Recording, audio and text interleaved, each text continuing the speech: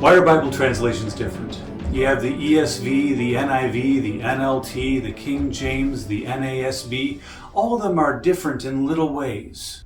Why are Bible translations different? Let's talk about it. The Bible was written by around 40 different authors over the space of 1,500 years. It was originally written in Hebrew and Greek, along with a little bit of Aramaic. What does that mean for you and I? Well, it means that we need to understand how all the pieces came together. The authors of the Old Testament wrote on scrolls made of dried and treated animal skins. Later in the New Testament, we find the authors making use of a new paper technology made of a reed called papyrus. Neither the original scrolls nor the papyrus, which the original writers wrote on, has survived. It's been a very, very, very long time. But that's okay. We have thousands of copies of what they wrote, and we can examine that abundant treasury of copies to see what the original authors wrote down when they sat with their ink and quill to pen the books and letters that make up the Bible.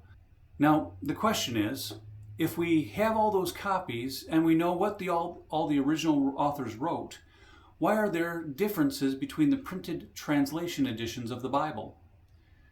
Let's first limit our conversation to the New Testament for sake of time.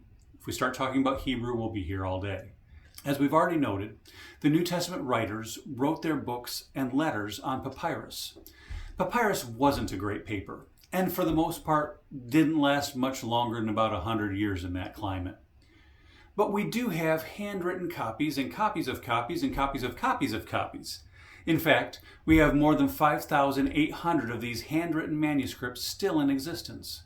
Those manuscripts are sometimes full copies of all the New Testament books, but are often just a section of the New Testament or the Gospels or just a fragment of a book, maybe no bigger than a credit card. Because all these manuscripts were handwritten, and as careful as the people were in making the copies, they made mistakes. After all, the printing press wouldn't be invented until 1440, when Gutenberg invented the movable type press, and the Xerox photocopier wouldn't show up until 1938. Before that, every letter, every government proclamation, every book that was to be put into circulation had to be hand copied over and over again. So that brings us answer the question of why are there differences between the major evangelical Bible translations? Simply put, there are differences between those trusted Bible translations because of two things. First, there are differences in the Greek text relied upon by the translation committees. In broad terms, scholars have taken the 5,800 plus Greek New Testament manuscripts that we have available to us today and have put together, examined the copyists' mistakes, compared each to each other, and have put together three different printed texts of the Greek New Testament.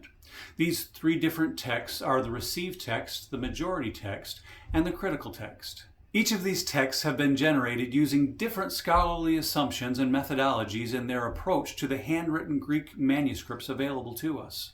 Although these printed Greek texts differ in mostly minor ways, they match each other more than 99% of the time.